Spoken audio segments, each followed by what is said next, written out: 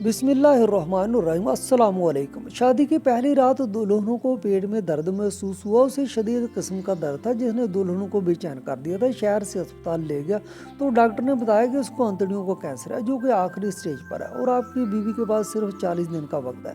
ये सुनकर दूल्हा बहुत परेशान हुआ। शादी के बाद उसने जो ख्वाब देखे थे वो सारे चिकनाचूर हो चुके थे।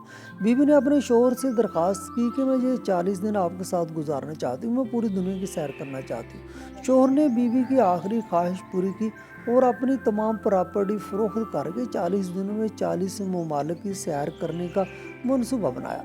39 दिनों में 39 ममालिक की सैर हो चुकी थी, जबकि आखिरी दिन दोनों जापान की सैर के लिए जा रहे थे। फ्लाइट के दौरान एक जापानी डॉक्टर ने लड़की के चेहरे की तरफ देखा तो पायलट से कहा कि वो दोनों यूनिवर्सिटी में हम जमात थे। दोनों का तल्लुक बहुत खुशहाल घरानों से था जहाँ दौलत की रेल पैल थी। इब्तदा में रस्मी सी दोस्ती थी, फिर ये दोस्ती मोहब्बत में तब्दील हो गई और मोहब्बत भी ऐसी कि एक दूसरे को देखे बगैर चैन नहीं मिलता था। ये मोहब्बत जिस्मानी ख्वाहिशात से बालातर थी। आखिरी सेमेस्टर में इस लड़की को जिस्म को हल्का हल्का दर्द होने लगा था। शुरू में वो इस दर्द को मामूली समझती रही। जब उसकी शिद्दत बढ़ने लगी तो उसने शहर के सबसे बड़े और महंगे अस्पताल में अपना तफसीली चेकअप करवाया। जब रिपोर्ट सामने आई तो उनमें एक भयानक इंकशाफ था। वो किसी ऐसी पुरस्कार बीमारी का शिकार हो गई थी जिसका शिकार करोड़ों अफराद में से चंद ही लोग होते हैं और अभी तक तिब की दुनिया में कोई इलाज दरियाफ्त नहीं हुआ था। ये बीमारी आहिस्ता आहिस्ता और कभी कभार तेजी से मरीज को मौत की तरफ ले जाती थी। इस मर्ज में मरीज का दर्द आहिस्ता आहिस्ता बढ़ता जाता और डॉक्टर सिर्फ दर्द को कम करने की दुआ देते हैं और इसके अलावा वो मरीज की कोई मदद नहीं कर सकते। इसके घर वालों ने एहतियात के तौर पर शहर के 2-3 और मशहूर डॉक्टर से रजू किया, लेकिन कोई इसकी खबर नहीं मिली। शाहीन को अंतड़ियों का कैंसर था जो कि अपनी आखिरी स्टेज पर था। डॉक्टर शाहीन पर नाराज भी हुए थे कि अगर आपको इस किस्म का दर्द पहले महसूस होता था तो आपने डॉक्टर से रजू क्यों ना किया। तो शाहीन ने कहा कि यह मामूली किस्म का दर्द था जो कि पेन किलर से ठीक हो जाता था। अभी तक उस लड़की ने अपनी बीमारी की बात अपने महबूब को नहीं बताई थी। वो उसको कोई दुख नहीं देना चाहती थी, लेकिन अब और कोई चारा भी नहीं था। एक दिन उसने अपने महबूब को शाम के वक्त एक कैफे में मिलने का कहा। दोनों मुकर्रर वक्त पर पहुंच गया। अब उस लड़की ने तमाम सूरत से अपने प्यार करने वाले को आगाह किया। यह खबर सुनकर गोया आसमान उसके सर पर टूट पड़ा हो। वो बिल्कुल गुमसुम हो गया। लफ्जों ने उसका साथ छोड़ दिया था और उसकी समझ में नहीं आ रहा था कि अचानक ये सब क्या हो गया था। वो ख्वाब जो दोनों ने मिलकर आने वाली जिंदगी के बारे में देखे थे वो सब चिकनाचूर हो गए थे। दोनों बस एक दूसरे के हाथों में हाथ डाले गुमसुम बैठे थे। लड़की आंखों से आंसू रवा थे और जब्त के बावजूद लड़के की आंखों से भी आंसू छलकने लगे थे। उस लड़की ने अपने महबूब से कहा कि उसकी सबसे बड़ी ख्वाहिश थी कि वो उसके साथ दुनिया के चंद तारीखी मकामात की सैर को जाए और ख़ासकर मोहब्बत की यादगार ताज महल पर उसके साथ कुछ वक्त गुजारे। डॉक्टर के मुताबिक शाहीन के पास सिर्फ 40 दिन का वक्त था और ये 40 दिन वो अपने शोहर के साथ घूमना चाहती थी। दुनिया के ख़ास ममालिक में तारीखी मकामात की सैर करना चाहती थी। उसने अपनी इस ख्वाहिश का इजहार अपने शोहर के सामने भी किया। सुहेल के लिए ये बहुत बड़ी खबर थी। जब उससे इस बात का इल्म हुआ कि वो अपनी बीवी से जुदा होने वाला है और उसके पास सिर्फ 40 दिन का वक्त है और अब सब कुछ खत्म हो रहा है, उस लड़के ने कहा कि वो कोशिश करके उसको ये तमन्ना पूरी कर सकता है। दोनों घरानों को पैसों की कोई कमी नहीं थी।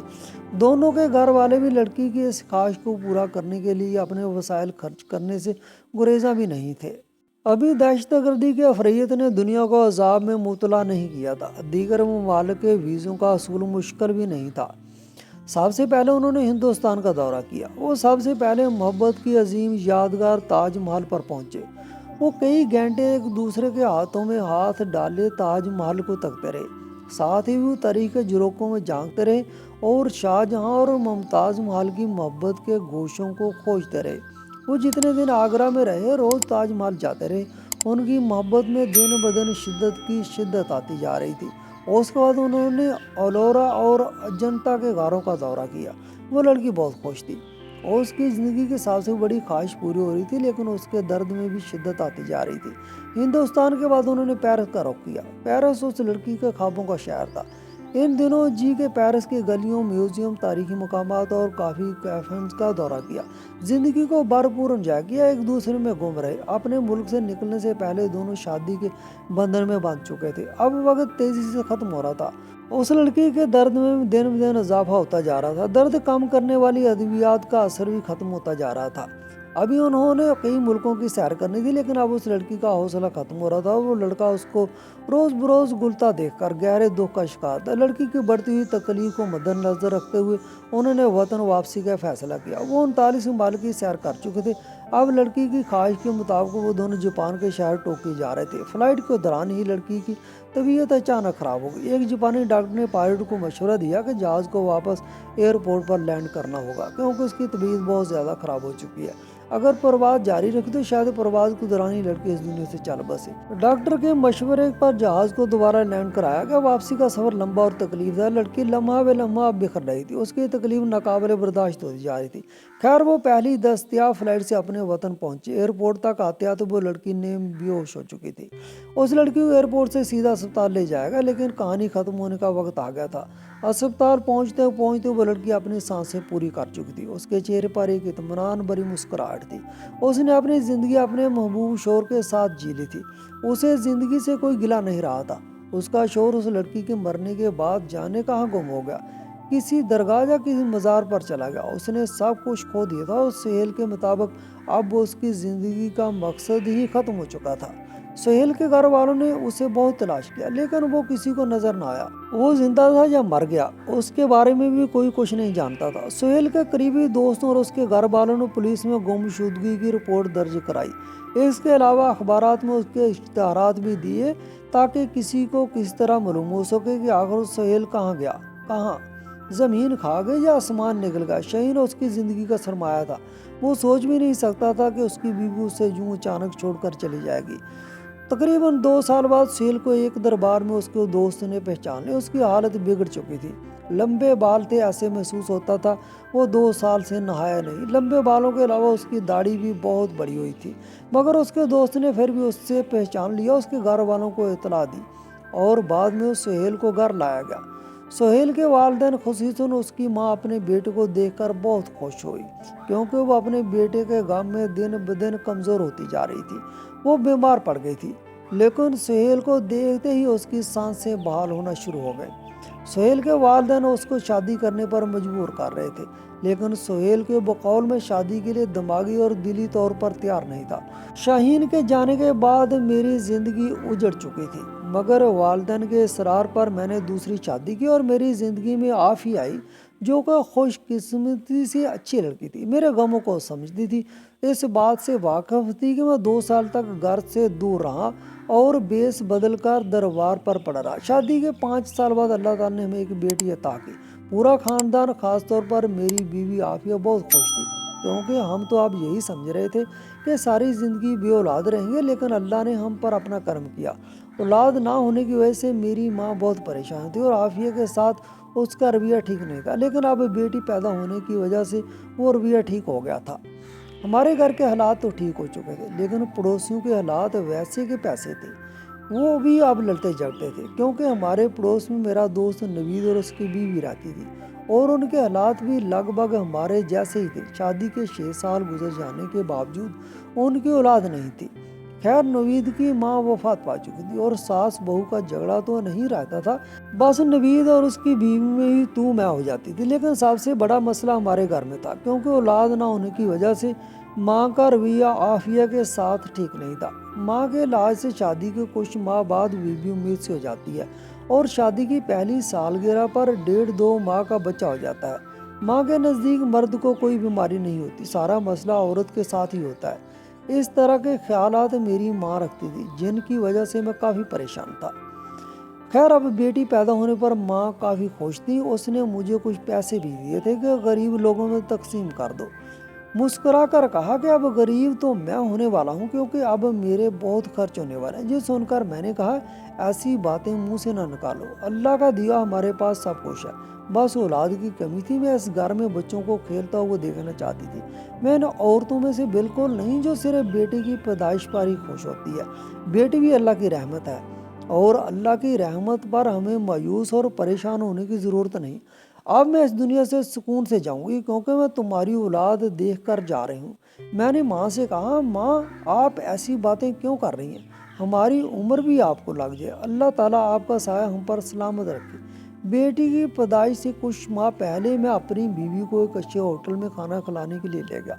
आफिया खाना खाने में तकल्लुफ़ कर रही थी, हालांकि ये बहुत अच्छा खाना था। मैंने आफिया से कहा कि जी भर के खाओ खाना, मुझे मालूम है कि तुम्हें भूख है, लेकिन पता नहीं क्यों तुम खुलकर नहीं खा रही। आफिया मुस्कुराकर कहने लगी कि मैं ज़्यादा नहीं खाना चाहती, कहीं मोटी ना हो जाऊं। औलाद की पैदाइश के बाद औरत वैसे ही मोटी हो जाती है, अगर मैं मोटी हो गई तो फिर कहीं आपका दिल मुझसे बाहर ही न जाए। मैंने मुस्कुरा कर कहा, तुम चाहे जितनी मोटी हो जाओ, मुझे उस बात की कोई परवाह नहीं, मेरे नज़दीक तुम वैसी ही रहोगी जैसे कि पहली थी। मुझे आफिया से मोहब्बत हो चुकी थी, बिल्कुल वैसे ही जैसे शाहीन से थी। शाहीन के जाने के बाद मेरी ज़िंदगी तकरीबन ख़त्म हो चुकी थी, लेकिन ये आफिया थी कि उसका अखलाक था जिसने मुझे दोबारा ज़िंदगी दी, जीने की उम्मीद थी जो कि ख़त्म हो चुकी थी। खाना खाने के बाद मैं आफिया को एक शॉपिंग मॉल में ले गया ताकि वो कुछ शॉपिंग कर सके, अपने लिए कपड़े खरीद सके। शॉपिंग मॉल में बच्चों के कुछ कपड़े पसंद आए तो मैंने अपने होने वाली बच्चों के कपड़ों के कुछ सूट खरीद लिए। इस बात पर आफिया मुझसे कहने लगी, आप ऐसे क्यों कपड़े खरीद रहे हैं, इतनी जल्दी क्या है? मैंने मुस्कुराकर कहा कि परेशान होने की ज़रूरत नहीं, अल्लाह का दिया हमारे पास सब कुछ है, बस मेरे दिल की हसरत थी कि अपनी औलाद के लिए कुछ खरीद सकूं। उस पर आफिया खामोश हो गई। कुछ दिन बाद आफिया को पेट में दर्द महसूस हुआ तो उसको अल्ट्रासाउंड करवाने के लिए अस्पताल ले गया। डॉक्टर ने अल्ट्रासाउंड किया और उसके बाद बताया कि आप लोगों के लिए एक अफसोसनाक खबर है, आपकी बीवी के पेट में होने वाली बच्ची जिंदा तो है लेकिन वो मजबूर है, लिहाजा मैं यही मशवरा दूंगा कि बच्ची को ज़ाया करवा दिया जाए तो बेहतर है, वरना माँ की जान को भी खतरा है, क्योंकि बच्चे की परवरिश ठीक तरीके से नहीं हो रही। ये सुनकर हमारे दोनों को तो होश उड़ चुके थे, खासकर आफिया बहुत ज़्यादा परेशान थी। आफिया की परेशानी को देखते हुए मैंने डॉक्टर से कहा कि हम अपनी बच्ची को ज़ाया नहीं करवाना चाहते, वो जिस हाल में है वो हमें कबूल है, चाहे वो माजूर भी है तो कोई मसला नहीं। आफिया से जब पूछा गया तो उसने भी उसी ख्वाहिश का इजहार किया कि मैं किसी सूरत अपनी बेटी को ज़ाया नहीं करवाना चाहती, क्योंकि मुझे नहीं मालूम कि बाद में माँ बन सकूंगी या नहीं, मैं ऐसा रिस्क नहीं लेना चाहती। डॉक्टर ने हमारी बात पर आमीन कहा और यूं हम वापस घर आ गए। 9 माह बाद हमारी बेटी की पैदाइश हुई। हमने उसका नाम पहले से ही सोच रखा था, हमने उसका नाम ज़ैनब रखा। बाकी तो और कोई मसला नहीं था, बस वो टांगों से मजबूर थी। ज़ैनब की पैदाइश पर मेरी माँ ने भी सब्र कर लिया, उसको रब की रजा समझकर बर्दाश्त किया। ज़ैनब जब बड़ी हुई तो बहुत खूबसूरत थी, सारे ख़ानदान की बहुत चहेती थी, ख़ास तौर पर नवीद और उसकी बीवी को बहुत प्यारी थी। वो अक्सर हमारे घर आते, बच्ची को देखते। हालांकि मेरी माँ ने मुझे मना किया था कि नवीद उसकी बीवी बे औलाद हैं, लिहाजा उनको ज़ैनब के सामने मत आने देना, लेकिन मैं उनको दक्कानूसी बातें समझता था, क्योंकि मैं और आफिया भी इस चीज़ से गुजर चुके थे। बे औलाद होने की वजह से लोगों का रवैया हमारे साथ भी ठीक नहीं था। किसी बच्ची की पैदाइश पर अगर हम जाते तो वो हमें बच्चे के सामने ना आने देते कि जी बे औलाद है। मैं इस बात को शिर्क समझता था, क्योंकि इसका हकीकत से कोई ताल्लुक नहीं। लिहाजा मैंने नवीद को और उसकी बीवी को इस बात की इजाज़त दी कि आप जब चाहें हमारे घर आएँ, बच्ची के साथ खेलें, उसको उठाकर अपने घर ले जाएं। इस तरह ये हमारी बच्ची है, इसी तरह आपकी भी बच्ची है। ये सुनकर नवीद बहुत खुश हुआ। कुछ साल बाद माँ हमें छोड़कर हमेशा के लिए चली गई। माँ की वफात के बाद आपके वालिद का भी इंतकाल हो चुका था। बुजुर्गों का साया हमारे लिए एक नेमत से कम नहीं था। अब उस साये के जाने के बाद हमें महसूस हुआ कि बुजुर्ग कितनी बड़ी नेमत हुआ करते हैं। अब मैं और आफिया ही एक दूसरे का सहारा थे। अल्लाह का लाख लाख शुक्र है कि हमारे घर में ज़ैनब की वलादत हुई और हमारी ज़िंदगी का कोई मकसद नहीं था। अब हमारी ज़िंदगी का मकसद सिर्फ़ और सिर्फ ज़ैनब की अच्छी परवरिश थी, ताकि वो एक अच्छी इंसान बन सके। मेरा दोस्त नवीद मेरी बेटी से बहुत मोहब्बत करता था। ईद के मौके पर, किसी भी खुशी के त्यौहार पर वो मेरी बेटी के लिए खिलौने और अच्छे अच्छे कपड़े लेकर आता। उसके अलावा हफ्ते में 2-3 दफ़ा खाने पीने की चीज़ें लेकर भी हमारे घर आ जाता। नवीद साहब सेहत में हम लोगों से काफ़ी बेहतर थे, उनका घर भी हमसे बहुत बड़ा था। बस एक चीज़ की कमी थी, वो थी औलाद की। ज़ैनब की पैदाइश के बाद हमने किसी किस्म की मनसूबाबंदी नहीं की और हमारी कोशिश थी कि अल्लाह ताला हमें दूसरी औलाद से नवाजे, लेकिन सब अल्लाह की बातें हैं। हमारे नसीब में शायद दूसरी औलाद इतनी जल्दी नहीं थी। अब तो हम मियाँ बीवी यही सोच रहे थे कि हमने डॉक्टर के मशवरे पर अमल ना करके बहुत अच्छा किया, वरना वो तो यही चाहता कि हम ज़ैनब को ज़ाया करवा देते। हमारी बेटी टांगों से मजबूर जरूर थी, लेकिन वो बहुत ज़ीन और खूबसूरत है। हम अपनी बेटी को दुनियावी तालीम तो ना करवा सके, लेकिन कुरान मजीद हिफ्ज़ करवाया, 5 वक्त की नमाज अदा करती थी, माह रमज़ान में पूरे रोज़े रखती थी।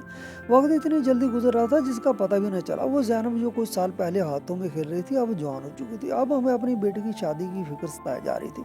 वो टांगों से मजबूर थी, उस लाश से उसके लिए रिश्ता तलाश करना इतना आसान मामला नहीं था। मगर अब ऐसा भी नहीं था कि हम अपनी बेटी की शादी किसी बड़ी उम्र के शख्स के साथ तय कर देते, फिर बस अपनी बेटी से जान छुड़वा लेते। हमारी बेटी हम पर बोझ बिल्कुल नहीं थी, बस हमारी यही ख्वाहिश थी कि जो अपने घर की हो जाए।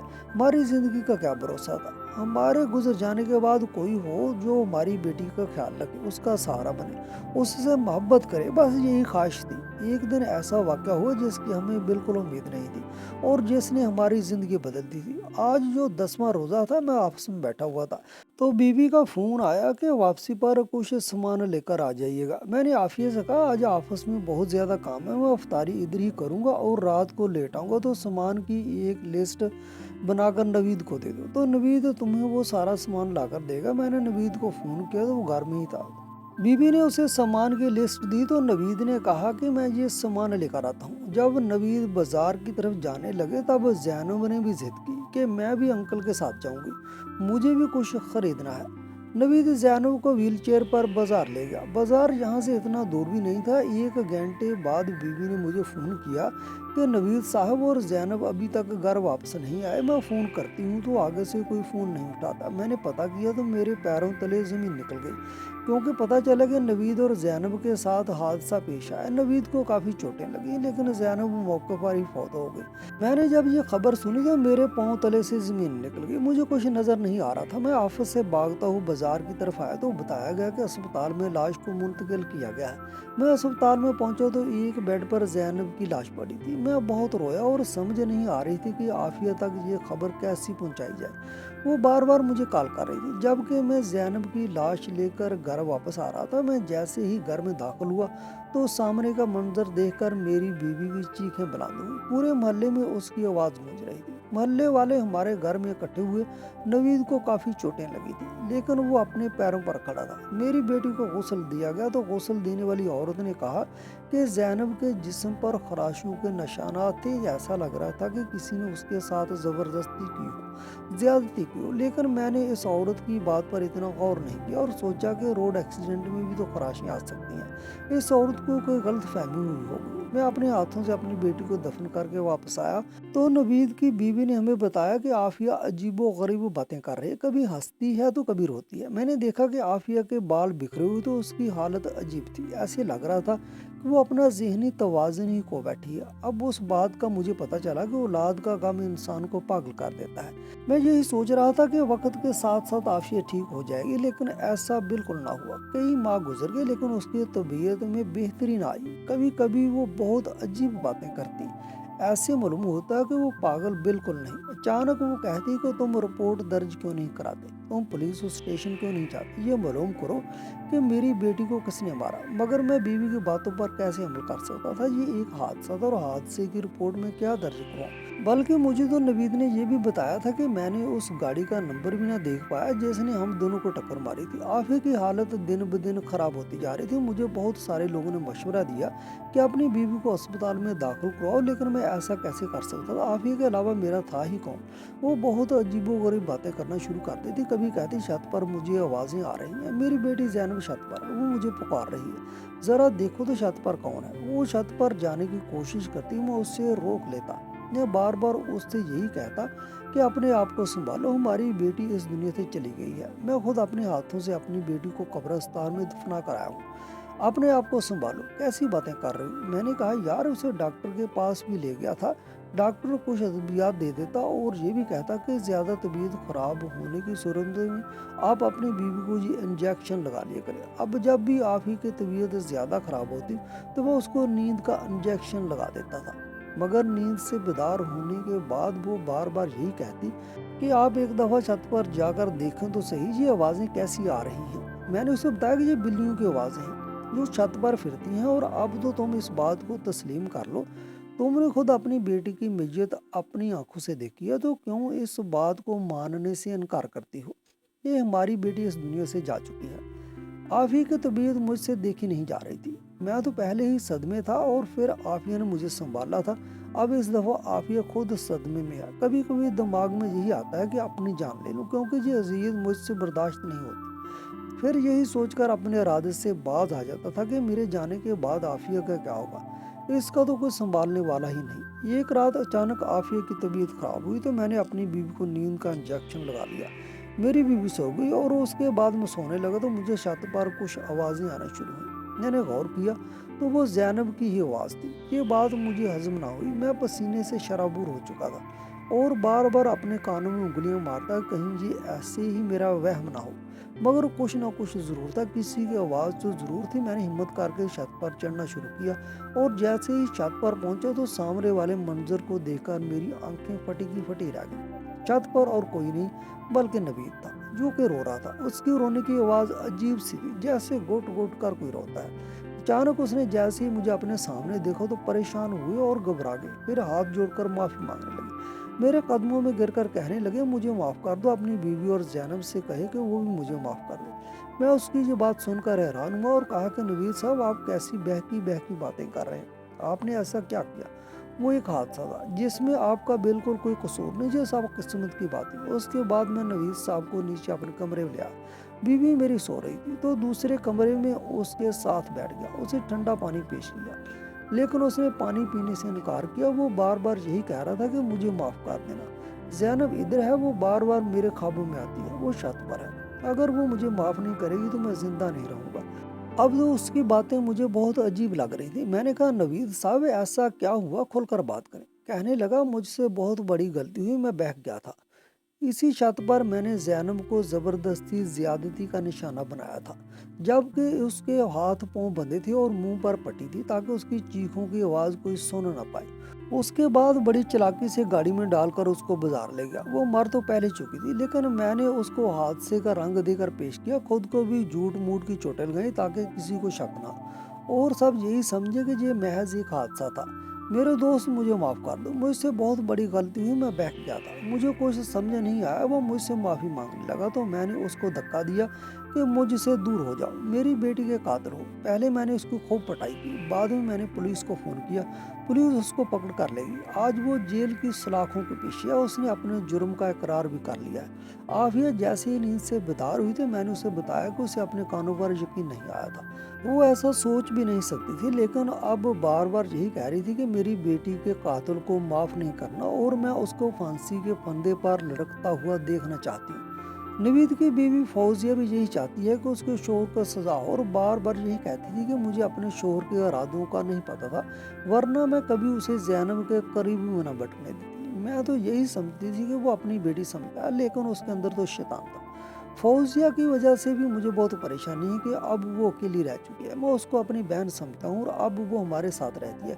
बस अब हमारी ज़िंदगी का यही मकसद है कि नवीद को जल्द से जल्द सजा मौत हो जाए ताकि मेरे कलेजे को ठंड मिले। नाज़रीन, मज़ीद इस तरह की सबक आमोज़ वाक़यात और कहानियाँ सुनने के लिए हमारी वीडियो को लाइक करें, शेयर करें और हमारे चैनल को सब्सक्राइब करें।